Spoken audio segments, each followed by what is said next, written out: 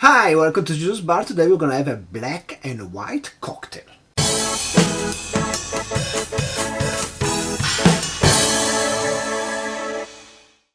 So one of the challenges posed to the contestants on Drink Masters was to make a cocktail with two colors. And LP, one of my favorites, she got assigned black and white. Now, she ended up with a red cocktail and she passed anyway because it was delicious and it was complex and I don't know. But at that time I had an idea why she's making this cocktail, which is really easy and popped to my mind right away. So, of course, because it's easy, it would have failed in the actual contest. But because it's easy, I can propose it to you and you can make it at home really easily. Of course, if you like this flavor. So let's start by telling you that the cocktail glass, it's in the fridge. I want it to be really chilly. So I'm refrigerating before starting our cocktail.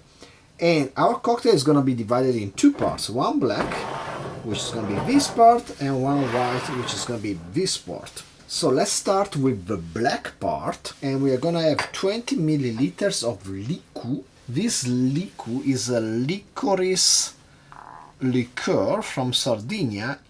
It's really intensely liquorice and it's really good. It's pretty sweet, and of course, being based on licorice, it's pretty much black. So 20 milliliters of this. Because it's not the most complex of flavor, it's pretty one note, delicious but one note. I'm gonna add 1 teaspoon of Fernet Branca, which also has lots of licorice but also has a bit of mint and other flavor to it.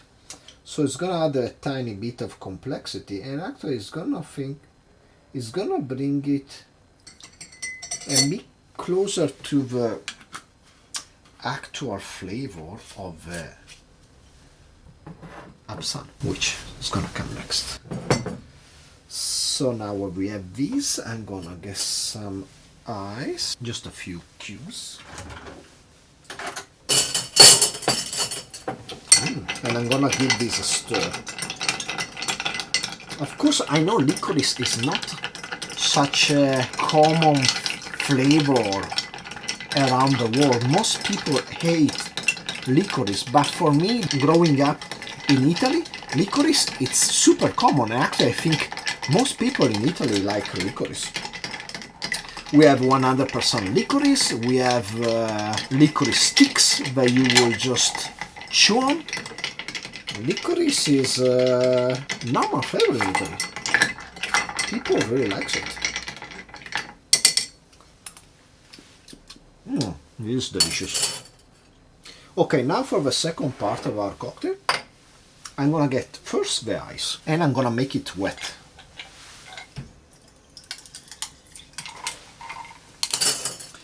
This is because once I add the absinthe, I want it to get wet fast and also really cold really fast. So it's gonna develop that really nice white color, opaque white, which I think you can check out when I made the absinthe cocktail in my Bridgerton episode. So now we discard the water, the absinthe, and 50 milliliters of absinthe should be quite enough.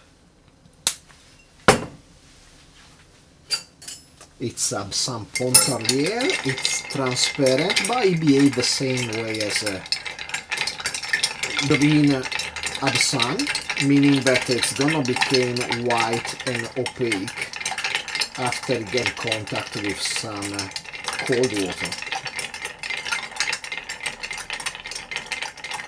Yeah, I think this is okay.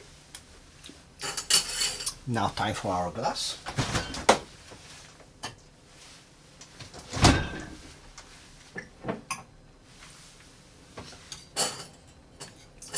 Let's start with the black part. I'm gonna try to make sure it goes straight to the bottle.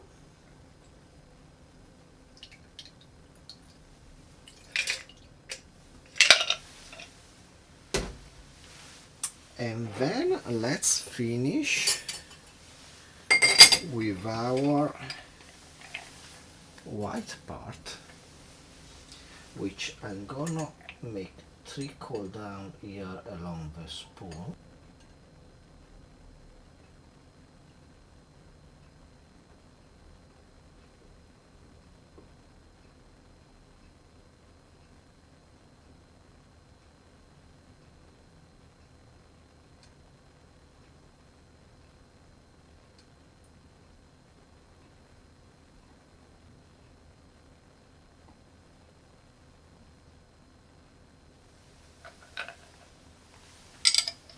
I would like to finish this with a bean of coffee, like we finish the Sambuca in Italy.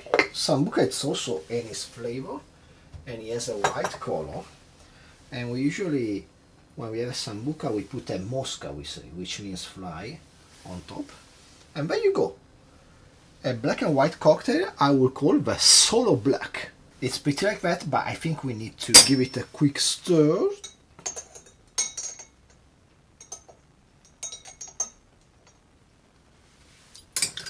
And let's enjoy this Solo Black. Cheers.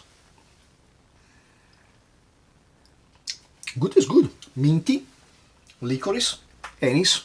I know they are hard flavors for some people, but to me, I love this.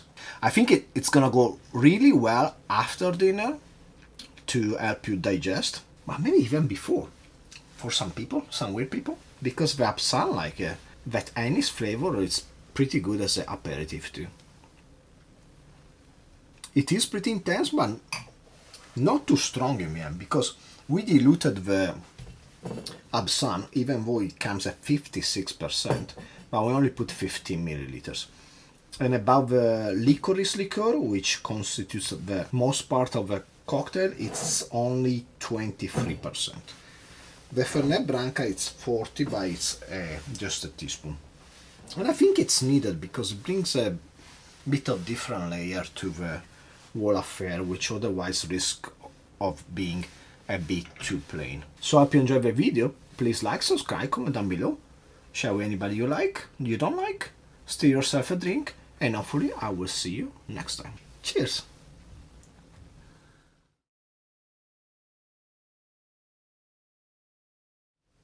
So the name of the cocktail comes from 1990, I think, or 1991 album by Testament, Souls of Black. Now, I never had a Testament album when I was younger, but I saw them playing live on Video Music, which was the Italian equivalent to MTV. And they had this Gods of Rock concert in 1992 in Reggio Emilia, and they played on TV, and I recorded like on VHS on the slow setting, so the quality was completely trash. But Testament really hit me, especially Alex Skolnick, the lead guitarist, especially I think the legacy, the kind of ballad. I hate ballad nowadays, but I guess in 1992 I was 15, and I guess I was a bit more light on tastes, and I loved his playing, absolutely. I was kind of amazed, but the thing is, I usually don't give a damn about guitarists. I'm always been about bass players. When I was a big Iron Maiden fan, I've always been about drums since I discovered Slayer. But especially at the time, I was not really into guitar, but Alex Skolnick phrasing really hit me. It was so poetic, or so beautiful. And I stayed an Alex Skolnick fan pretty much, because then he left Testament and he went to from the Alex Skolnick Trio, which released some really cute jazz version of metal songs, especially some covers of Scorpion song. They are really tastefully done. And then he played on a Handful of Rain, the album the Savatage made after the untimely death of their guitarist Chris Oliva, and Chris Oliva was magical, he's playing, and coming in to replace him was something definitely not easy for Alex Skolnick, but I think he stepped up to the challenge. He played amazingly beautiful, and it's also a great tribute to the playing of Chris Oliva. When he came back to Testament, I saw them live. I have a proof, I have a t-shirt, 2008. Also, if you ever read his blog, Alex Skolnick is really thoughtful and he has pretty agreeable opinions on most things, and I really like the guy. I also talked about him before when I mentioned his white hair in the sidecar episode. But going back to the video, the concept of Testament they aired on Italian TV in 1992, what hit me was Alex Skolnick playing. But what stuck with me for the longest time was the dark green Explorer-like guitar that the other guitarist was playing, Eric Peterson. I love the guitar. The dark green is such a weird color for guitars, and I really like that. I think one of the best finishes for guitar of all time is called Silver Fox, and it was a finish the Epiphone was using on their guitar in the 60s, and it's basically like a kind of stripy green. It's made by first, I think, treating the mahogany with some silver paste that's gonna fill cavities that it can find inside the mahogany wood. Then there are other treatments, probably some black paint, and at the end they pass it with this green, and it's extremely gorgeous. And my dream, if I ever have money to throw away, is to have a Gibson custom shop make me a Gibson Explorer in Silver Fox. That would be really cool.